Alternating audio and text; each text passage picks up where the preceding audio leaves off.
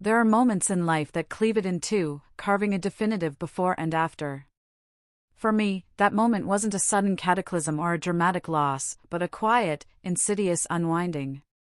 It began on a kitchen floor, tasting of stale linoleum and betrayal, but the true rupture had been decades in the making, woven into the very fabric of my understanding of family. It was a slow, painful awakening, not just to what had been done to me, but to what I had allowed, what I had become in the desperate pursuit of a fantasy. The man who woke on that floor was a walking illusion, blinded by an endless parade of next years. The man who stood up was still reeling, but the blindness, finally, was beginning to lift. I was 31 then, a welder by trade, decent enough at it, though my personal finances rarely reflected it. Savings were an aspiration, not a reality, a consequence of a life spent believing in promises that rarely materialized. My family, the one I clung to with such a desperate grip, had always been long on hopeful pronouncements and short on tangible follow-through. Next year, we'll take that trip, they'd say, eyes bright with imagined futures. Next year, things will be different. Next year, we'll actually spend time together. 20 years of next years, each one fading into the rearview mirror, leaving behind a subtle, accumulating ache. So when my dad, Victor, started planning a real vacation to Costa Rica, the ache morphed into a desperate, almost manic hope. He wasn't just talking about it, he was making calls, sending emails, sharing pictures of pristine beaches and lush rainforests. It felt concrete, undeniable. My older brother, Justin, was going. My mom was going. And I, Travis, the youngest, the perennial optimist, was going to be part of it. 4 of us. The first real family trip since I was 12. A lifetime ago, almost. I didn't hesitate. I threw myself into it with a fierce, almost reckless abandon. The F-150, the one I'd rebuilt with my own hands over 2 sweltering summers, piece by painstaking piece? Gone, sold for a fraction of what it meant to me, replaced by a 10-year-old Honda Civic whose transmission whined a death rattle with every shift, its odometer already boasting 180,000 miles. My life became a relentless grind. 8 months of working doubles at the welding shop, the clang and hiss of metal a constant soundtrack to my exhaustion.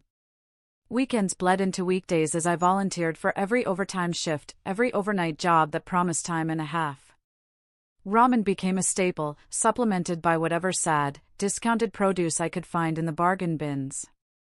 My gym membership, a casualty. Social outings, a distant memory.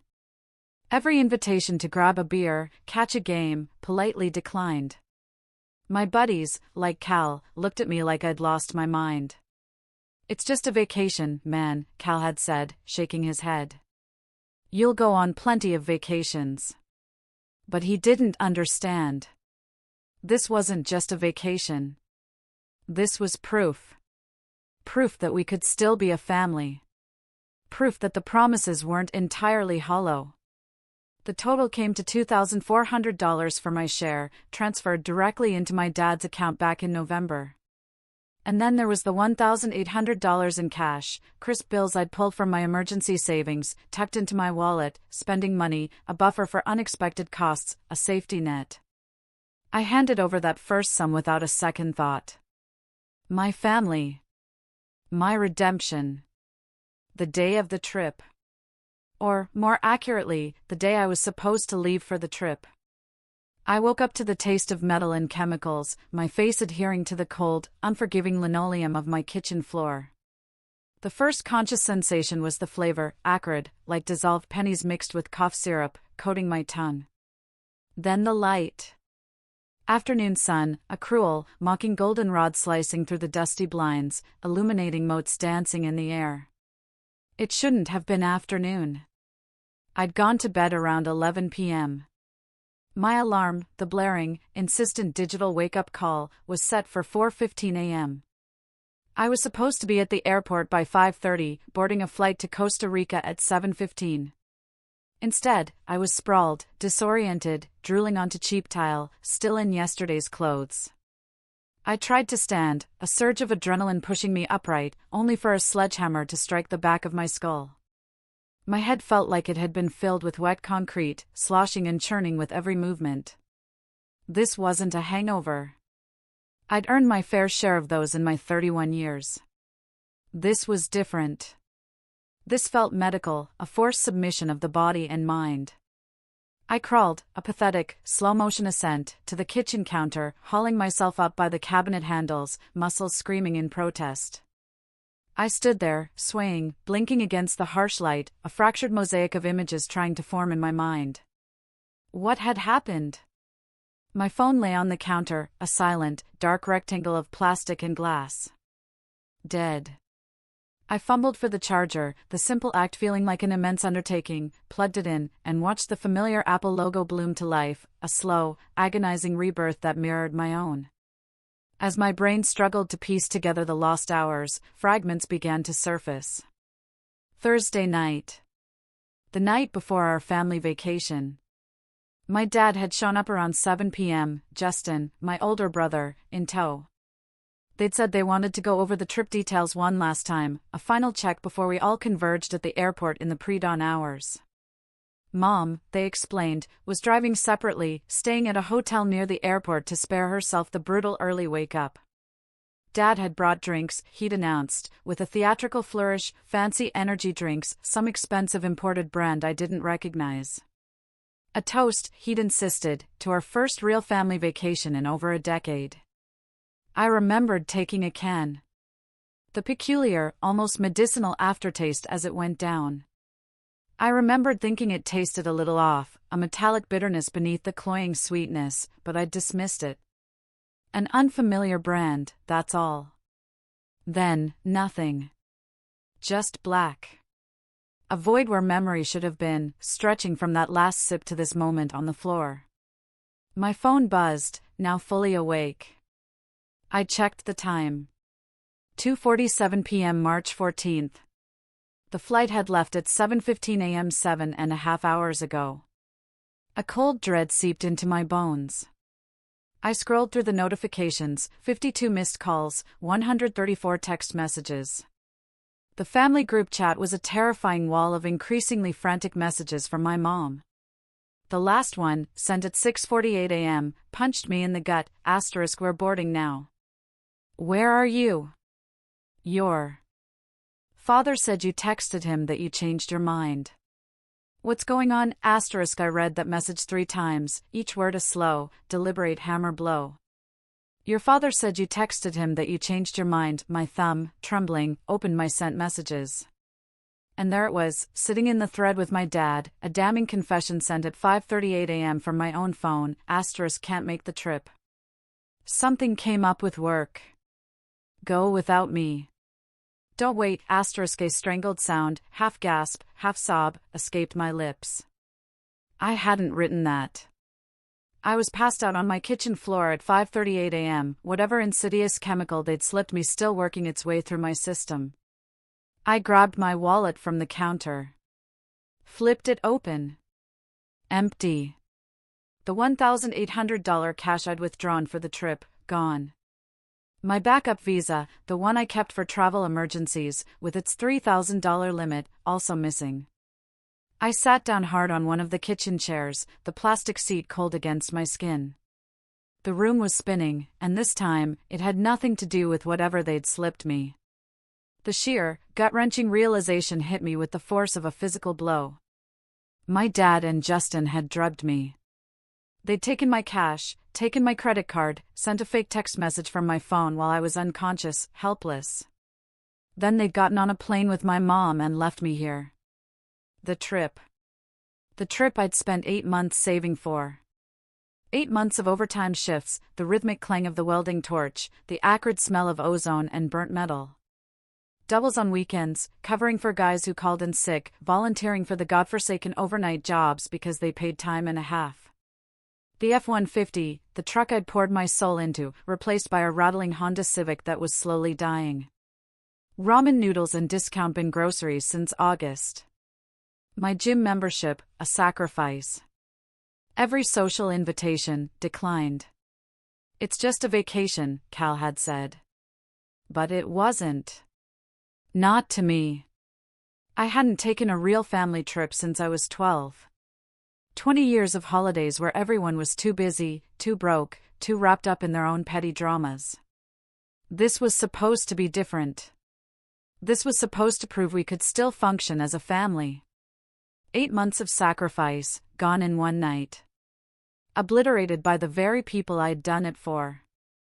I tried calling my mom. Straight to voicemail. Airplane mode, probably. Or maybe they'd already landed and she was still in transit, blissfully unaware of the wreckage they'd left behind. Just in next. Same thing. Then my dad. His phone rang once, then disconnected. He had declined the call. A jolt of pure, unadulterated rage surged through me, momentarily eclipsing the confusion and the betrayal.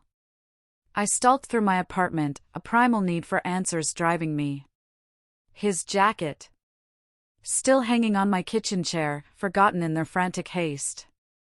I plunged my hand into an inside pocket, my fingers brushing against a prescription bottle. His name on the label, Victor. Zolpidem. Generic Ambien. Prescribed 3 months ago. 6 pills missing from the 30-count bottle. A cold, hard knot formed in my stomach. Evidence. I bagged it carefully, without touching the pills directly, a burgeoning sense of grim determination replacing my earlier despair. I checked my bank app. The $2,400 I'd transferred in November was still sitting in his account. He'd never booked my ticket. Never. 8 months of planning, of sacrifice, of hopeful anticipation, and my name was never on anything. Not the flight. Not the resort. Nothing. I'd never thought to verify. He was my father. He was family. This wasn't some spur-of-the-moment thing, an oversight. This had been planned. Methodically. Cruelly. And now, I was going to document every single piece of it. The emergency room at County General was fluorescent lit and impersonal. I told them I suspected I'd been drugged. They took it seriously. Blood and urine samples, drawn with professional efficiency, sealed and labeled. Symptoms meticulously documented: disorientation, muscle weakness, metallic taste, retrograde amnesia. The doctor, a young woman with tired eyes, confirmed it was consistent with sedative hypnotic exposure. Drugs like Zolpidem often caused the memory void I'd experienced. Blood and urine collected, Friday at 3:47 p.m.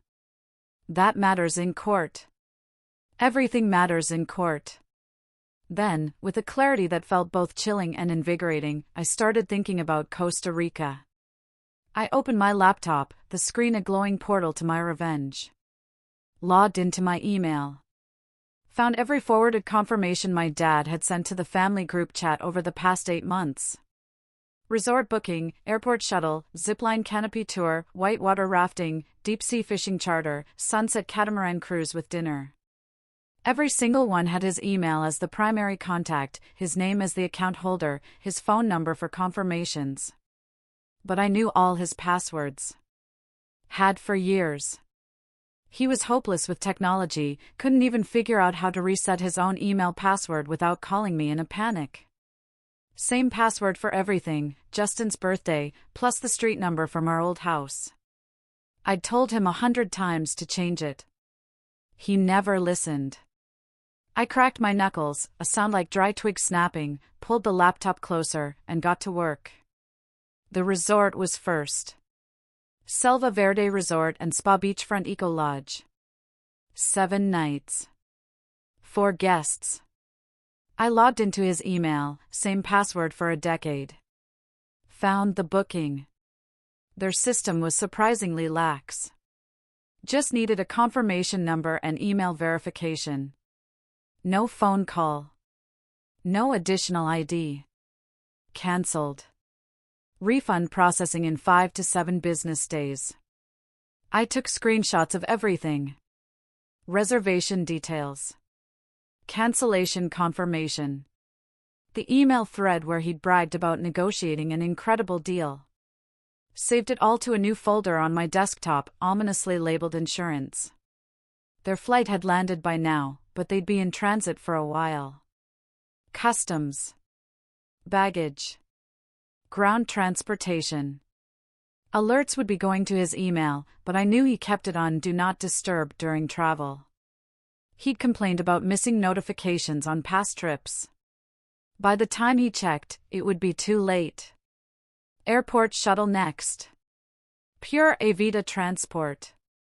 Online cancellation done in 30 seconds. Then the excursions. Zipline tour. Whitewater rafting. Fishing charter. All cancelled within an hour. One call each. I had every detail from the forwarded emails. The rafting guy asked for the confirmation number. Name on booking. Last four of the card. I had all three. Processed.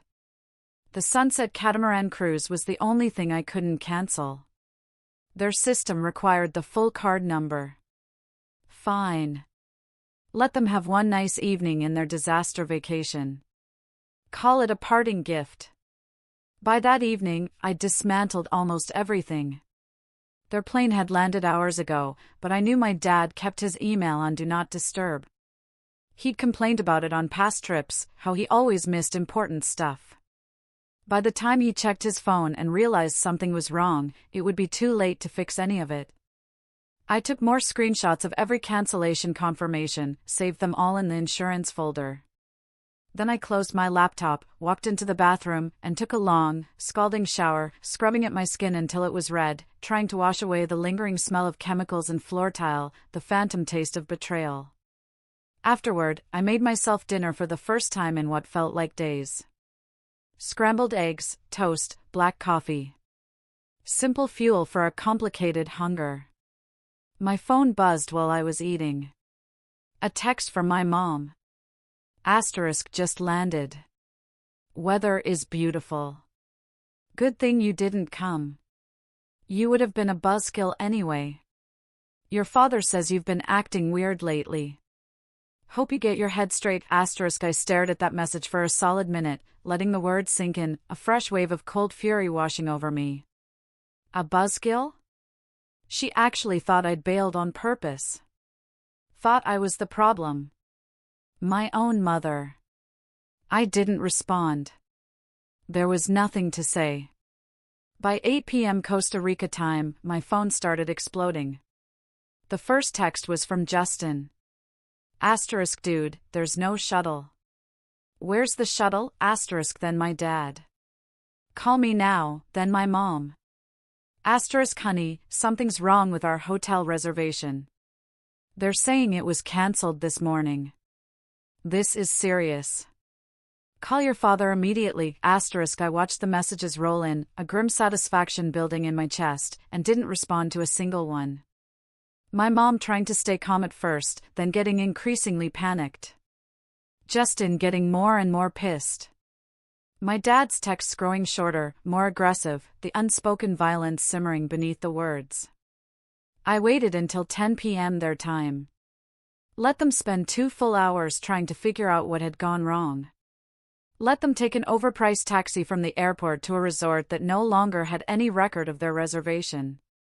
Let them stand at a front desk and argue with staff who had no idea who they were, watching other tourists check in smoothly while they grew more desperate, more afraid.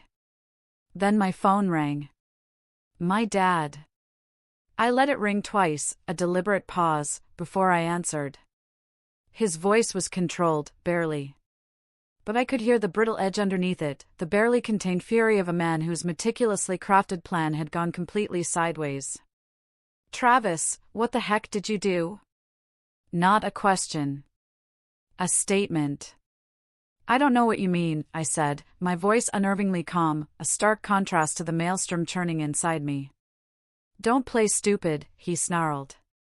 The hotel says our reservation was cancelled this morning. All the excursions are cancelled. Every single one. Someone called and cancelled everything. That's strange, I mused, as if genuinely puzzled. Maybe you should check your email. Make sure everything's still confirmed on your end.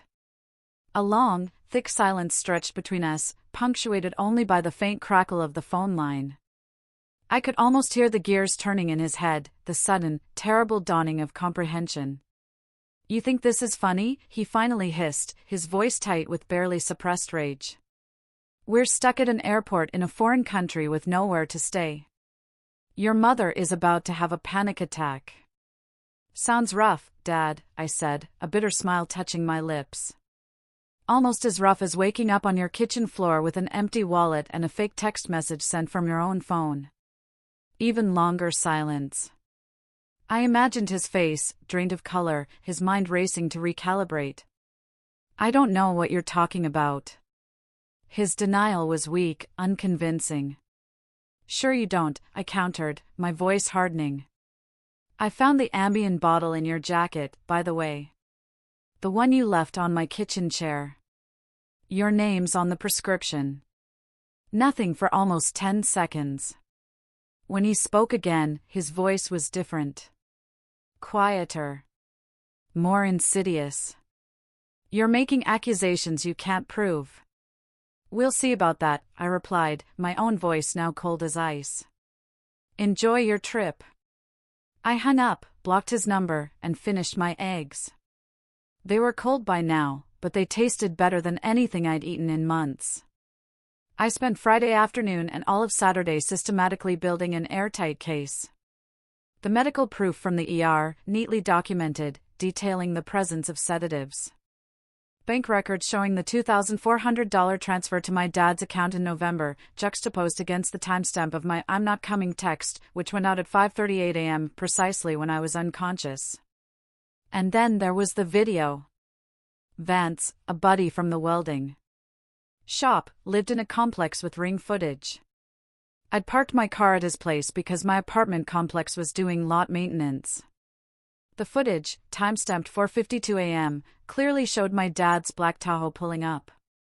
Justin got out, tried my door handle, peered through the windows, a furtive, conspiratorial air about him. They talked, gestured at my car, at Vance's house, then drove off. 46 minutes before the fake text went out. The timeline was damning. I locked my credit, filed an identity theft report with the FTC, and saved everything, every document, every screenshot, every video clip, to that growing folder on my laptop labeled insurance. My phone buzzed all morning with desperate texts from unknown numbers, family members using other people's phones since I'd blocked their own. *Travis, this is Mom. Please call us. We're sleeping in the airport. Bro, what is your problem? Call Dad back. He's losing it. We found a hostel. It has bugs. Call us. I ignored them all. Later that Saturday, I drove across town to Cal's apartment. Cal and I had been friends since high school, the kind of friend who tells you what you need to hear, not just what you want to hear. He was the only person who'd told me straight up that going on a family vacation with my dad was a bad idea. "The guy's been shady your whole life," he'd said back in November, his expression serious. "Remember when he borrowed your graduation money and never paid it back? Be careful." I'd brushed him off at the time. Family was family. But now, Cal sat on his couch, listening to my story without interrupting, occasionally shaking his head, his face a mixture of concern and grim understanding. I laid it all out, the drugging, the theft, the fake text, the cancellations, the mountain of documentation I'd spent 2 days meticulously gathering. When I finished, the silence in the room stretched, thick and heavy. Cal finally cracked open a soda, the fizz a sharp sound in the quiet. "All right," he said, taking a long sip, "so what's the move?" I was thinking about taking a trip.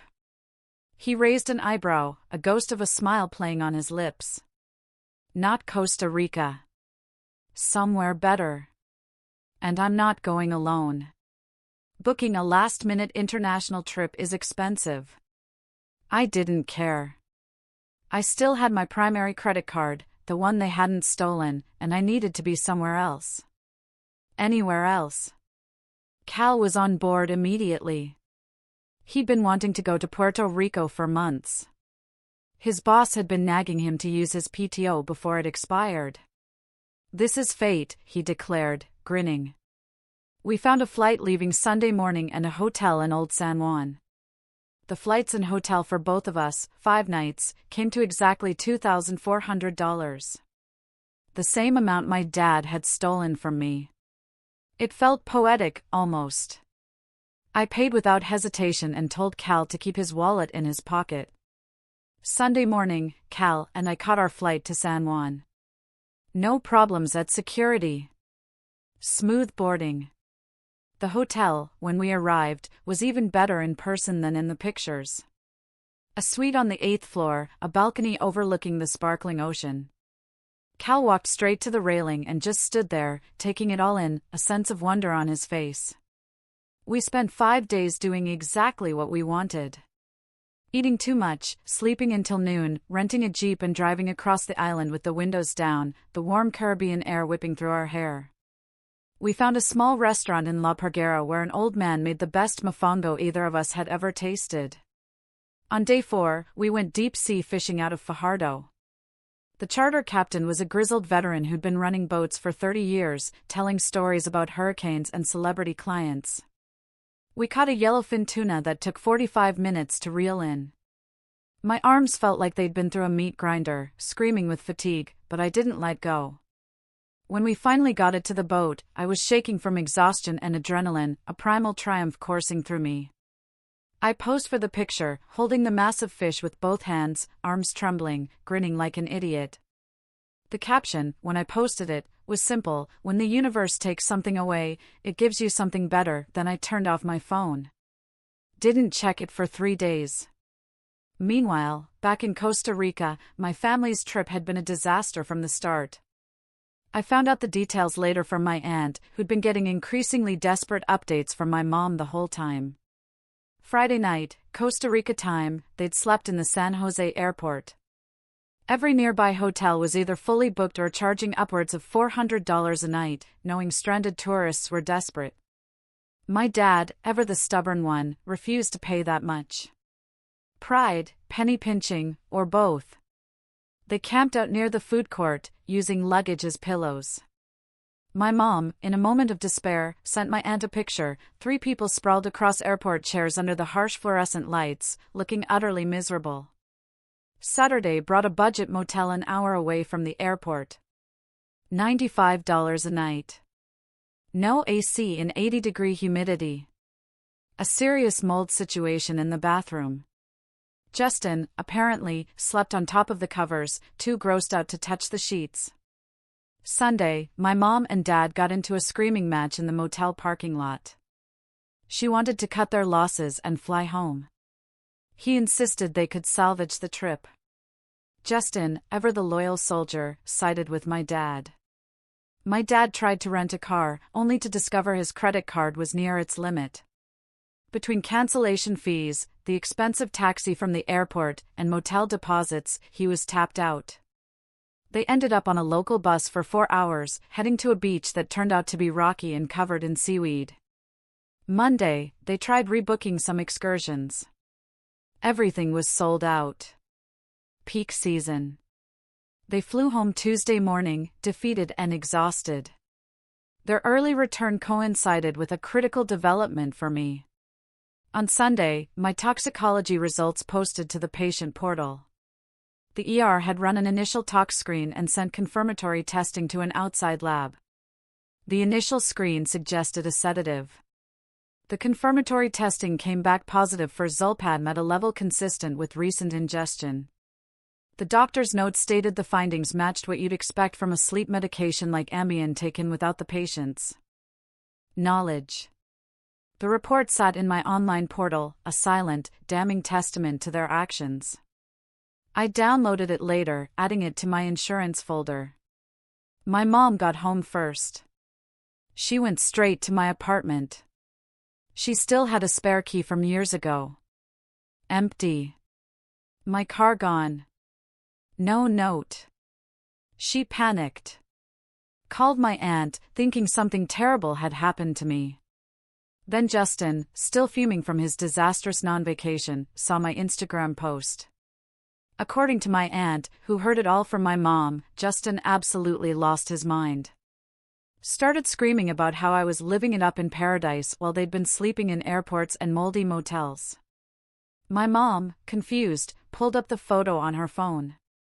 Me with the tuna, the endless ocean behind me, the wide, genuine smile, the caption about the universe giving something better. She stared at it for a long time. Then she called my aunt, and this time, she started asking real questions. About what really happened. About the text message. About the timeline. My aunt, being my aunt, didn't hold back. Told her everything I'd told her, waking up on my kitchen floor, the stolen money, the fake text, the Ambien bottle. My mom listened. Didn't interrupt. Just listened. Then she hung up and turned to my dad. "Did you book Travis's ticket?" she asked, her voice quiet, almost eerily so. He couldn't answer. His face, by all accounts, said everything.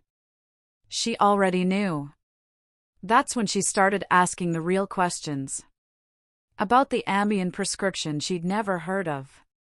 About the text message from my phone at 5:38 a.m. Friday morning. About why they'd been at my car in the middle of the night. About why Justin had been with him. My dad tried to spin it, tried to blame me. Said I must have drugged myself. Said I'd probably hacked into his email to cancel everything. But he couldn't produce a single confirmation with my name on it. Couldn't explain the ring footage. Couldn't explain the bottle with his name on it. Couldn't explain any of it. My mom got quiet. Really quiet. That's when Justin knew they were screwed. My mom only got that quiet when she was done. Completely done. She looked at my dad one more time, her eyes clear, devoid of the illusions that had clouded them for so long. "You drugged our son," she said, her voice flat, emotionless. "You stole from him. You left him unconscious on his floor. Not questions. Statements. It wasn't. We didn't mean for." His pathetic protests died in his throat. "Get out of my house." By Wednesday, she'd moved him out. Filed for divorce by Friday. She didn't ask for my side of the story first. Didn't need to. She'd finally opened her eyes and saw exactly what he was. Justin called me 17 times that week. Left messages ranging from angry to desperate. "Bro, you're destroying the family, Dad's a mess because of you, Mom won't talk to us, call me back or I swear." I didn't answer. I was in Puerto Rico, eating fresh seafood and sleeping past noon, my phone turned off. Cal and I flew home that Friday, rejuvenated. I'd spent $3,100 total on the trip, flights, hotel, food, activities, the deep-sea fishing charter, tips for everyone who'd made the experience worthwhile. Every penny. Worth it. When I got back to my apartment, there was a certified letter in my mailbox. A demand letter from a lawyer's office. My dad, Victor, claimed I owed him $6,200 for intentional interference with contractual relationships and malicious destruction of vacation reservations. Threatening to sue within 30 days. I actually laughed out loud in the mailroom. The sheer, unmitigated audacity of the man was almost impressive. I took the letter to a paralegal buddy of mine, Mark, who I'd helped install a fence for last summer. We'd become friends over the course of that project. He was good people, a straight shooter. He read the demand letter, shook his head slowly, a wry smile playing on his lips. "This is garbage, man," he told me. "The reservations were in your dad's name, booked with his email, paid with his card, using your money, yes, but still technically his card on file. Even if you had cancelled them, which you absolutely did, there's no legal basis for him to claim damages from you. The confirmations were his, the accounts were his, the email access was his. You just called the companies and said the magic words. His take? He's not going to sue you. This is pure intimidation. He's hoping you'll panic and pay just to make it go away and avoid the hassle. Don't give him a dime. I didn't. I spent the weekend unpacking, catching up on sleep, ignoring the 17 voicemails from Justin that were slowly filling my inbox.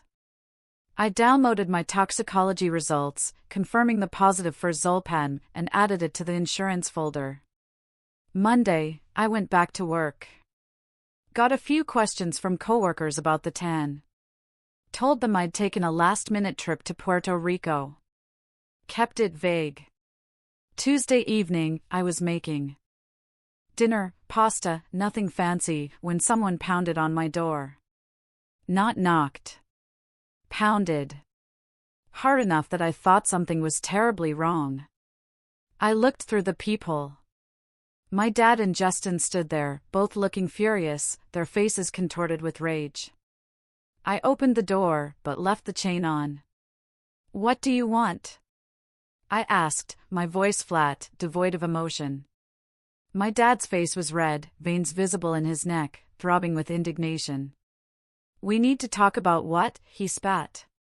"About you destroying our vacation?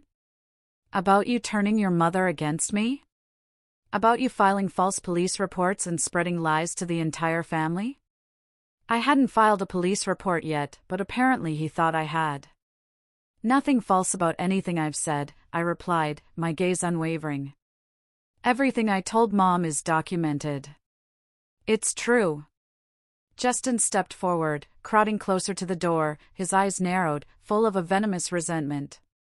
"You think you can just ruin people's lives and get away with it?" "I didn't ruin anything," I said, a slow, dangerous calm settling over me. "You drugged me and stole my money. I documented it and told the truth." My dad's voice got louder, harsher, desperate. "That's not what happened, and you know it. You were confused. You probably took something yourself and blamed me because you were angry about. I have ring footage of you at my car at 4:52 a.m., I cut him off, my voice sharp, like a surgeon's scalpel. "I have your Ambien bottle with your name on the prescription label. I have bank records showing I transferred $2,400 and you never booked my ticket. You're a vindictive little, watch it," I said, pointing a finger at the Ring doorbell Vance had installed on my door before I left for Puerto Rico, its silent lens staring back at them. "You're on camera right now." My dad's eyes widened, flicking to the camera, then back to me, his jaw clenched, working as he tried to figure out his next move. "Take back what you told your mother," he pleaded, a pathetic edge entering his voice. "Tell her it was all a misunderstanding." "It wasn't a misunderstanding," I stated, simply. "You drugged me." Justin tried a different approach, his voice calmer, more insidious, but with an unmistakable edge. "Look, man. Mom's divorcing Dad over this. She took the house, everything. He's living in a lousy rental. His church kicked him out. People won't talk to him. Can't you just let this go?" "No." "Why not? What do you even want from him?" "Nothing," I said, the word a heavy stone dropping into a well. "I don't want anything from him. I want both of you to leave me alone." My dad's voice dropped lower, almost a growl, infused with menace. "You owe me $6,200 for those reservations. You're going to pay it." "Your lawyer already sent that letter," I countered, a weary exasperation in my tone. My paralegal buddy looked at it. Said it's garbage. "So unless you actually plan to sue me and go through discovery, we're done here." "We're not done," my dad snarled, his face getting redder, a dangerous glint in his eye. He put his hand on my door, not pushing it open, but resting his palm against it, a silent act of physical intimidation. "Not even close. You think you can just. You need to fix this. Call Mom, tell her you made it all up. Take your hand off my door," I warned him, "or what?" "Or what?" he mimicked, a bitter, angry laugh escaping him. "Or I call the police and have you both arrested for trespassing and harassment?" My dad actually laughed, a harsh, humorless sound. You're really going to call the cops on your own father, your own brother? I pulled out my phone, unlocked it, and started dialing 911. My dad's eyes widened. You're really, he began, but then the operator answered. 911, what's your emergency? I have 2 men at my apartment refusing to leave, I said, my voice steady, clear. They're threatening me and attempting to intimidate me. Both of them stepped back from the door immediately, their bravado evaporating. Sir, are you in immediate danger? The operator asked, her voice calm and professional. They're standing outside my door right now, I told her, my eyes never leaving my dad's shocked face. One of them drugged me last month. I have medical documentation proving it. My dad's face went white. He turned and walked quickly toward the stairs, a desperate urgency in his movements. Justin followed, but not before throwing me one last glare, a silent promise that this wasn't over. Sir, are they leaving? The operator asked. I watched through the peephole until I saw them get into the Tahoe and drive off. Yeah, I said, a deep breath filling my lungs. They're gone now. Do you want officers to come to your location and take a statement? Yes, please. 2 officers showed up 20 minutes later. A young guy and an older woman, both professional and efficient. I showed them the ring footage of the interaction, explained the entire history, the drugging, the theft, the fake text, the demand letter. They took detailed notes, asked clarifying questions, and gave me an incident number. You might want to consider filing for a restraining order, the older officer suggested, her gaze serious, especially given the prior incident and the fact that there's a pattern of harassment forming. How do I do that? I asked, a new resolve settling in my chest. She explained the process, courthouse forms, a brief hearing. I filed for one the next morning. Wednesday, I filed a formal police report, laying out everything. The toxicology screen, the ring footage, the prescription bottle, the bank records. A case number was assigned. The officer was straight with me. This goes to detectives now. Could take weeks, could take months. Criminal charges don't happen overnight. I nodded. I wasn't expecting instant justice. I just wanted the paper trail to be official. The restraining order was granted the following week. My dad couldn't come within 500 feet of me or my apartment. Justin wasn't on it initially, but after he showed up at my work 2 days later, trying to talk some sense into me, I got one for him, too. My paralegal buddy helped me send preservation letters to the airline, resort, and cell carrier, ensuring that all records relevant to the case would be kept. I called my bank, reported the stolen card, and opened fraud disputes. The extended family fallout started right away. My aunt, a master of the grapevine, fed information to relatives, my uncle, my grandmother, cousins. By the following week, everyone knew Victor had drugged his son with prescription sleeping pills, stolen his money, sent a fake text while he was unconscious, and left him on his kitchen floor. And that Justin had helped him do it. Reactions were mixed. Some believed me immediately, their shock giving way to outrage. Others were skeptical, too long accustomed to my dad's charisma and my own quiet nature. A few, the perennial peacemakers, tried suggesting we work through this like a family. I declined every attempt. There was nothing to mediate. I'd been drugged and robbed by my father and brother. There was no family left to save. My parents' divorce moved fast. My mom, now armed with indisputable evidence, got the house, the car, half of everything. My dad got the Tahoe, his 401k, and monthly alimony payments, a bitter pill he had to swallow.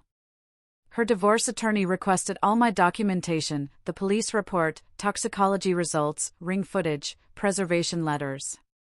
My dad's lawyer tried to exclude it, citing irrelevance, but the judge, after a swift review, denied the motion. The truth, in this context, was highly relevant. Justin, true to form, sided with my dad. He moved into the lousy rental with him, started posting cryptic messages on social media about fake family and backstabbers. I muted him. The money, the $1,800 cash, the $2,400 transfer, all the charges, I wrote them off. Civil court would cost more than I'd ever recover. But the fallout kept spreading, a ripple effect through our small town. My dad had been a deacon at his church for 15 years, a pillar of the community. My aunt made sure the pastor got a copy of the police report. Church leadership suggested he step back for a while. He stopped going entirely. Too many questions he couldn't answer, too many averted gazes. His job was fine, HR didn't care as long as he showed up, but his social network, the fabric of his everyday life, unraveled. Guys he'd played golf with for decades stopped returning calls. Neighbors looked away. Drugged his own son to steal vacation money isn't a story people forget. Justin caught collateral damage. He'd been up for a promotion to crew lead at his job. Then he started coming in late, snapping at people, racking up write-ups. Turns out sleeping in airports and getting exposed as dad's accomplice doesn't do wonders for your mental stability. But that wasn't the only thing. The shop found out. Not officially. Not in some HR memo. Just the way small towns work.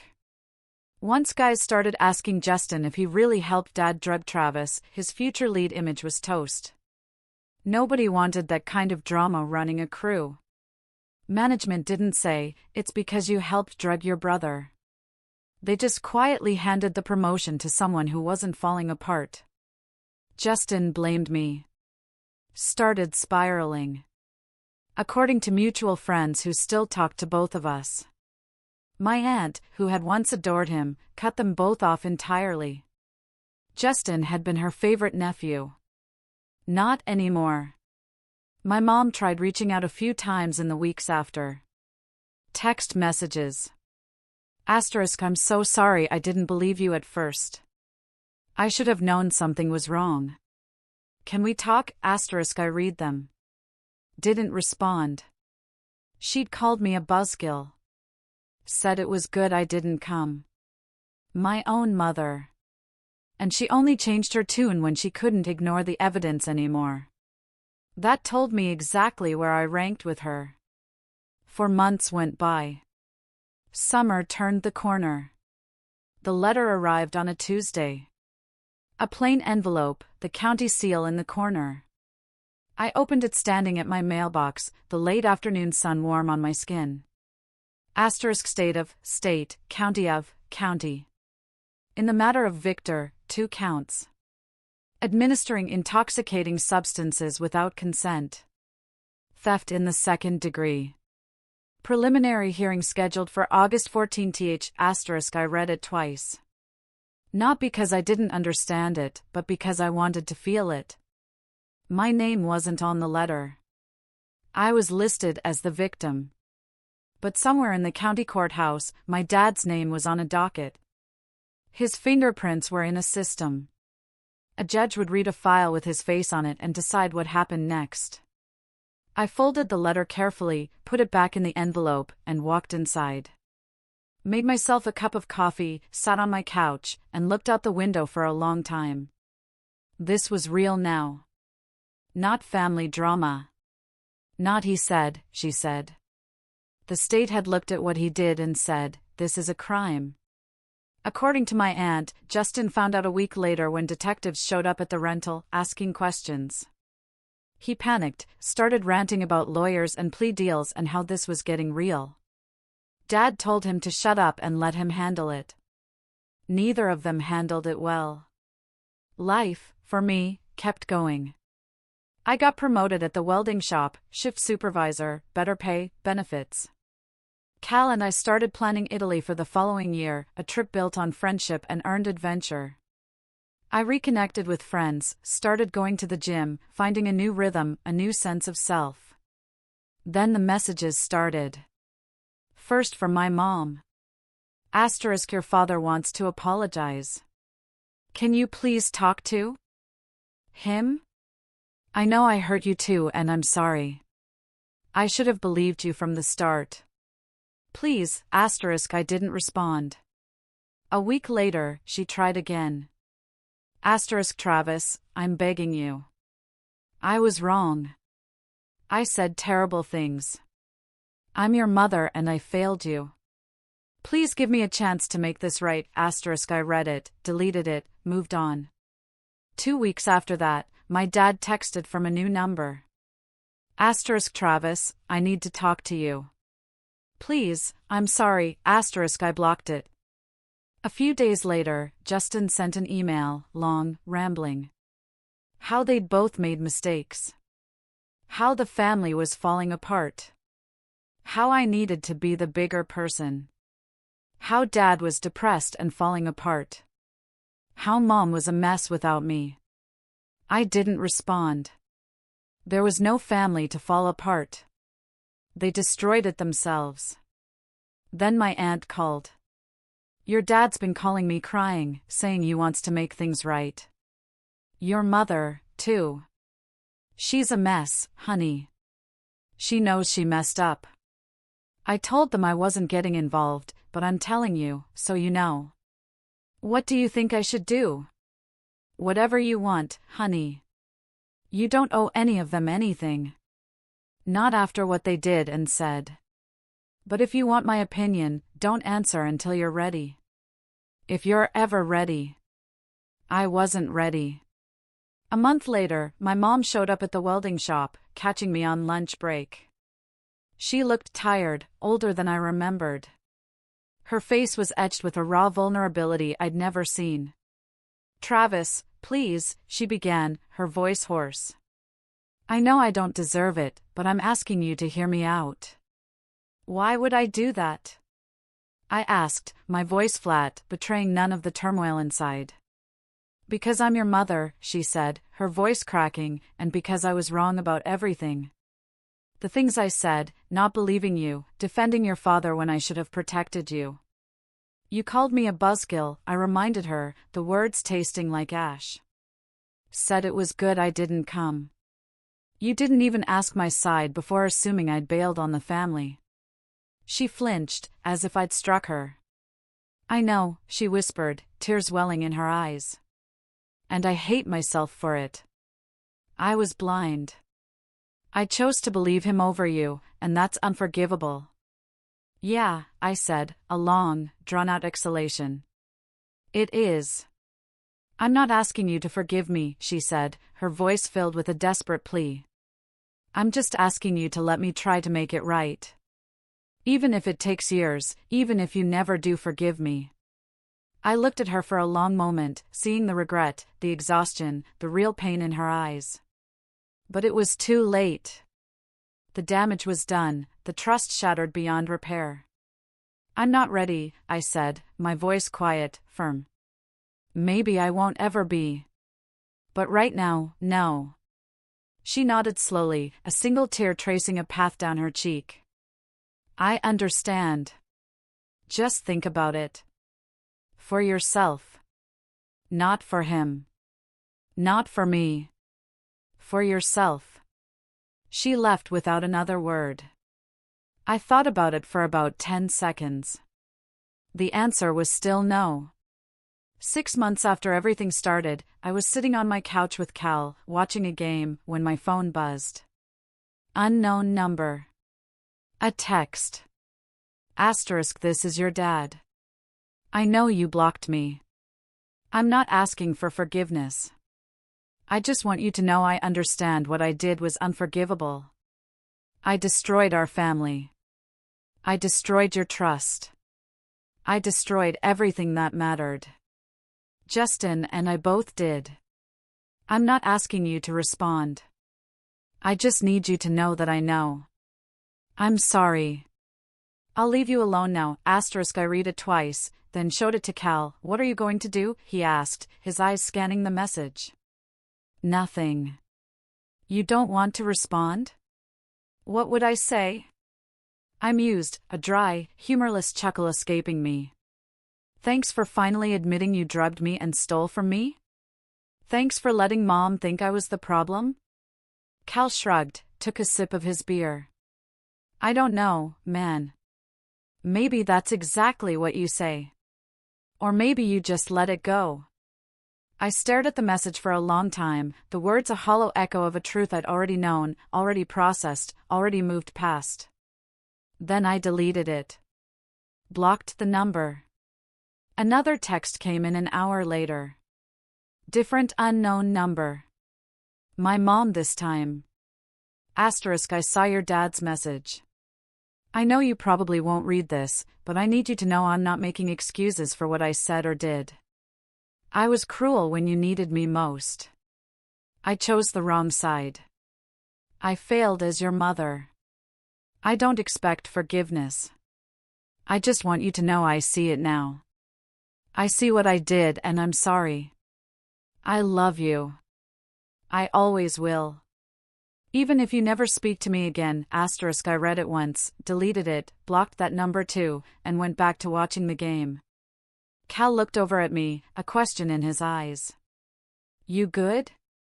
Yeah, I said, a genuine smile forming. I'm good. And I was. For the first time in months, I actually felt free. They made their choices. They showed me exactly who they were. My father, my brother, even my mother. And I believed them. I didn't owe them forgiveness. Didn't owe them a second chance. Didn't owe them anything. They could live with what they'd done. That was their problem now, not mine. What does it truly mean, to be free from the weight of another's regret?